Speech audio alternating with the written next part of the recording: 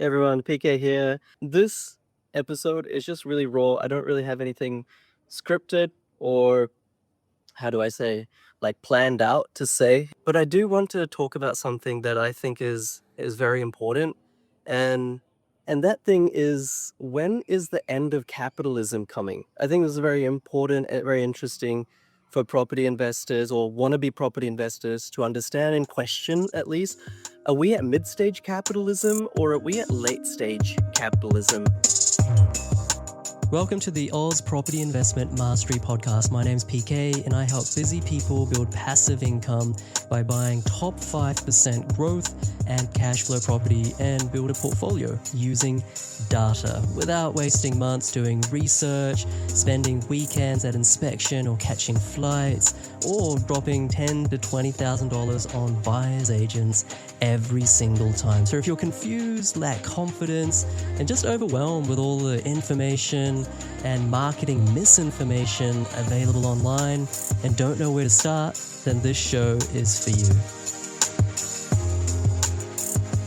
Here's some statistics for you. If your income is $375,000 a year or higher, congratulations, you are in Australia's top 1%. By contrast, the median taxpayer earns just $55,000. Okay, so we all know inequality exists, but the thing is that it's getting worse and worse and worse.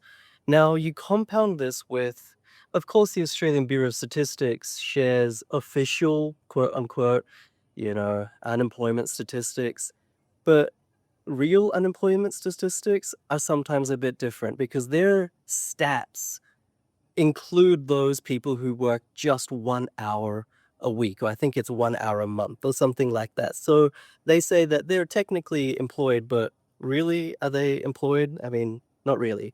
So here's the real statistics. This is from Roy Morgan. You can go on their website and check it out. Australia's real unemployment increased by 214,000 people.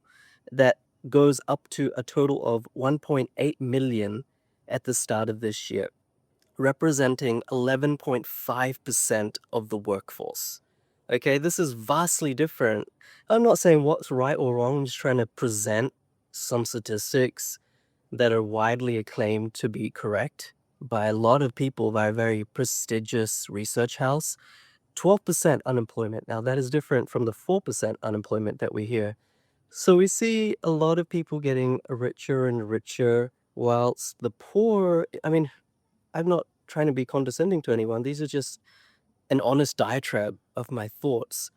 Inequality just keeps on rising.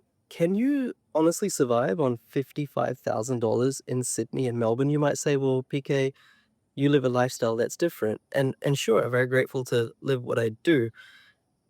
And sure, people can live on 55,000, but I mean, that's the median. That, in other words, that means most people are around $55,000 a year.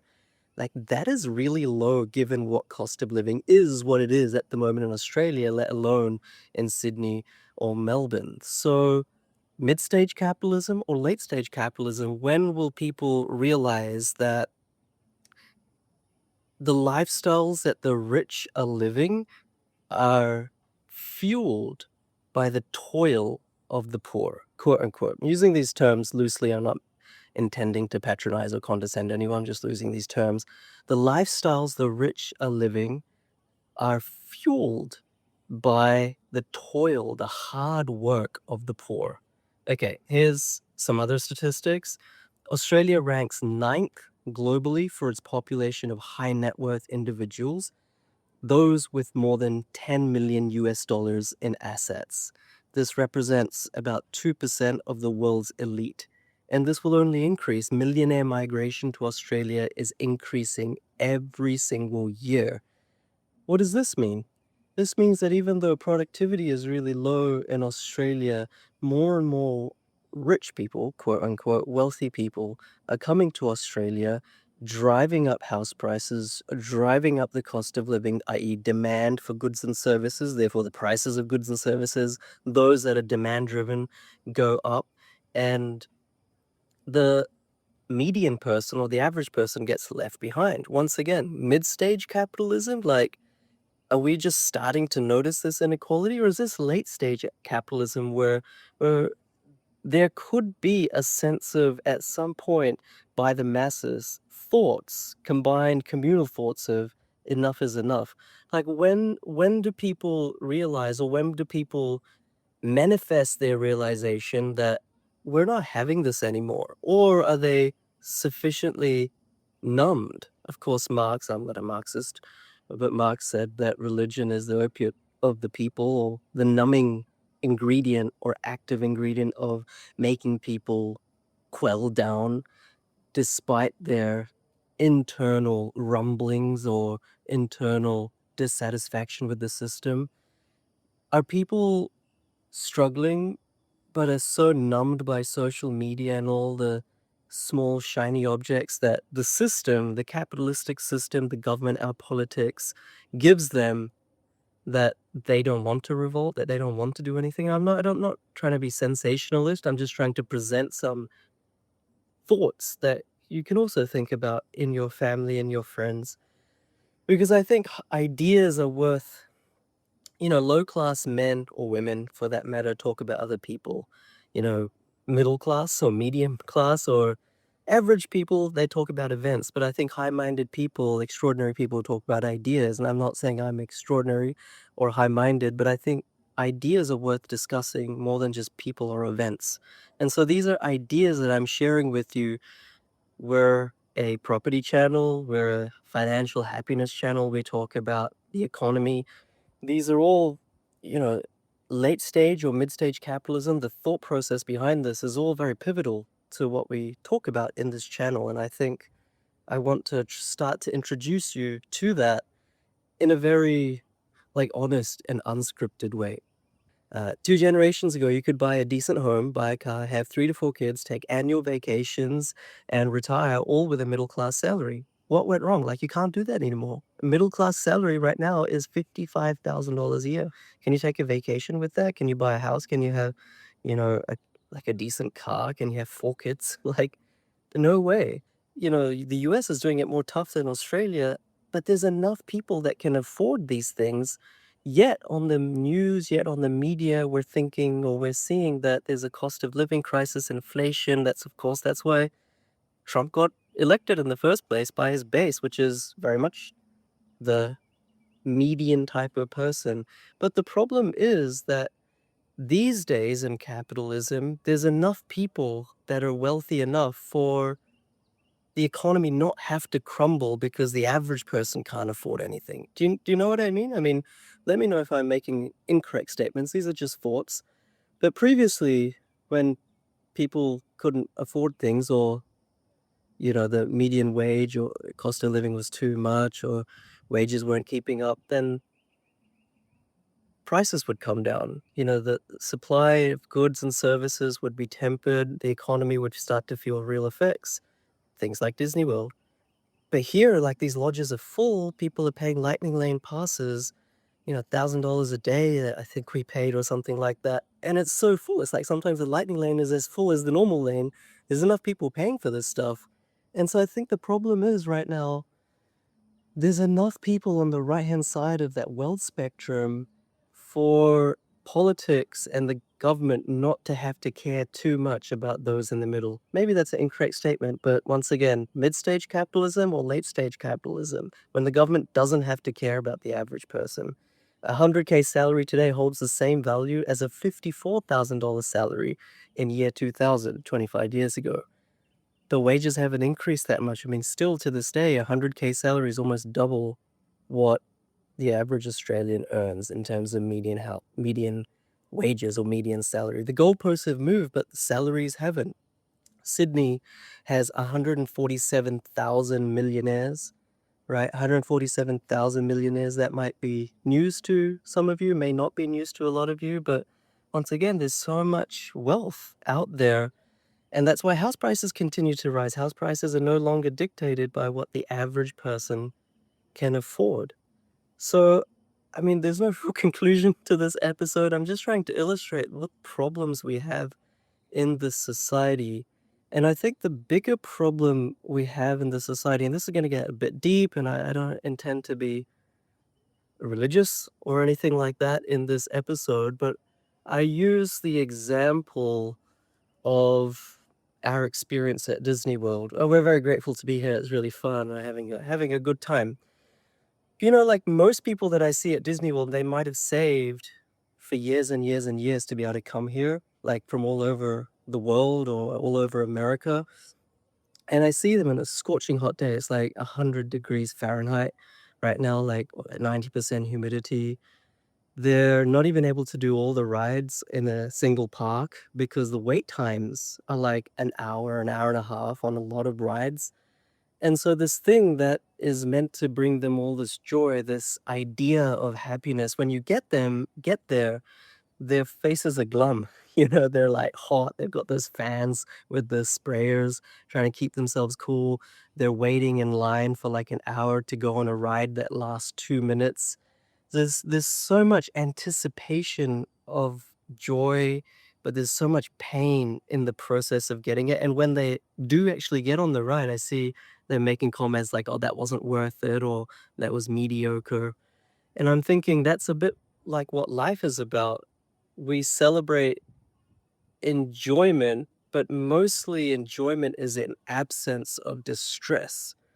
And I use Disney World and I see people's experiences, their faces, their countenance walking around Disney World with their families as a ecosystem or as a proxy for making that point.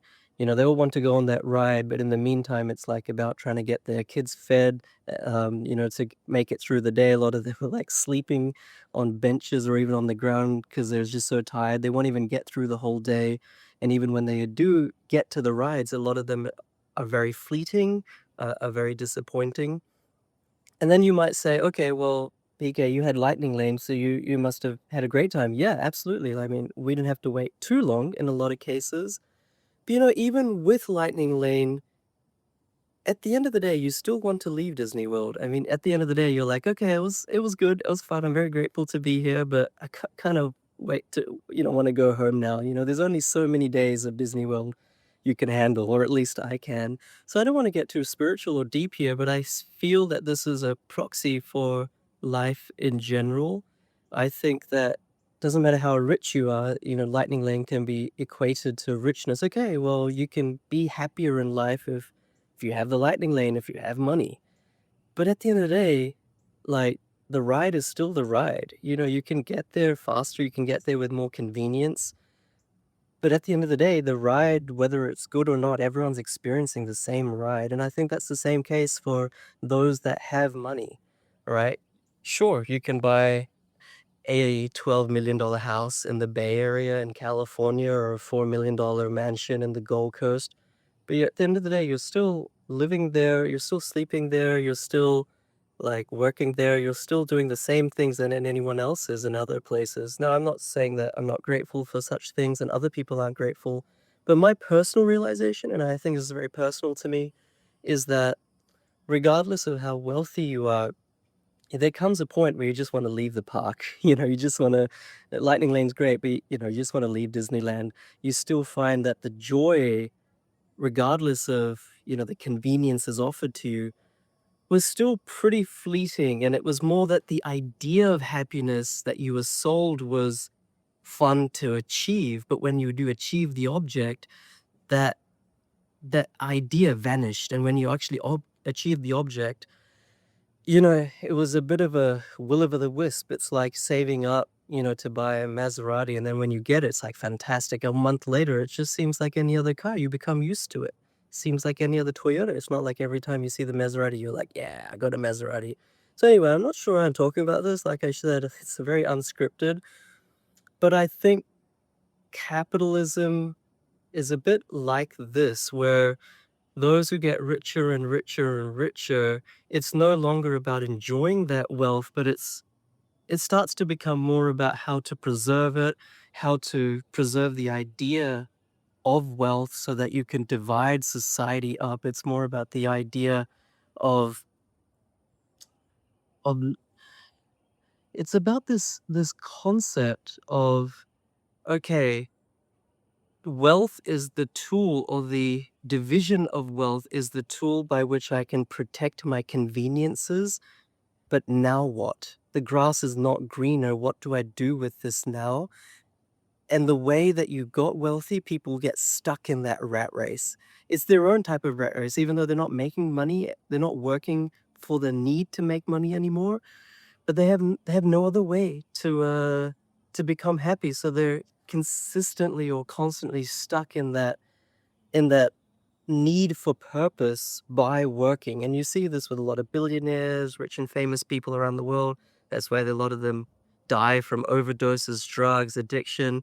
They realize that the grass is not greener, and they sometimes look for a way to numb that pain that, okay, now I got that Maserati, but I'm not happy. What do I do now? Or if they don't go to substance abuse, a lot of them go to this concept of, okay, I'll just stick with what I know, which is making more and more money, even though I don't need more. So this latter concept is what is dividing up the world more and more and more, and really heightening or making this problem of inequality more and more acute, more and more problematic. And I think that is a symptom of not early stage capitalism, not mid stage capitalism, but mid to late stage capitalism. And I think it's up to the masses to try to revolt against this.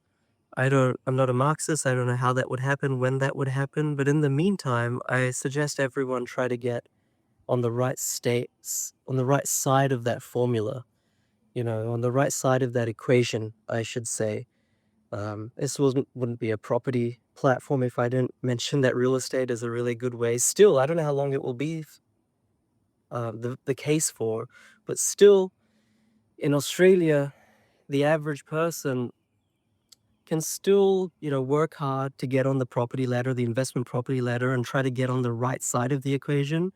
Because I think in talking about late stage capitalism, maybe in 5 years' time, maybe in 10 years' time, I won't be selling a course because property investing won't be realistic for the average person. And then maybe that's when the revolt, or at least the murmurings of a revolt, will begin. I think you can still get ahead in Australia, the average person, without too much intellect. I mean, stocks and starting a business and so many other things require a lot of study. The average person can't deal with that, whilst working a 9 to 5, having a family. But the average person can still invest in real estate. 1, 2, 3, 4, 5 properties, whatever it is, whatever is right for you. Birds fly high as they're able. That's still possible for the average person. And I think that's the beauty of real estate. You can still get on the right side of that equation, be on the right side of that inequality spectrum. But I don't know, honestly, how much longer you can do that. But I think these things are useful to be talked about. I'm not very intelligent as a person. You can probably tell that from my lack of articulation in this episode. But I just thought I'd record this episode just to throw out some stimulus and see what you guys think. Thank you for being with me. My name's PK. Thanks for being here. Hit the subscribe button, give it a thumbs up. Trying to produce authentic, real, down-to-earth, unscripted content. There's a lot of content out there, but I think, I'm just trying to be myself because everyone else is taken. So thanks so much. See you guys.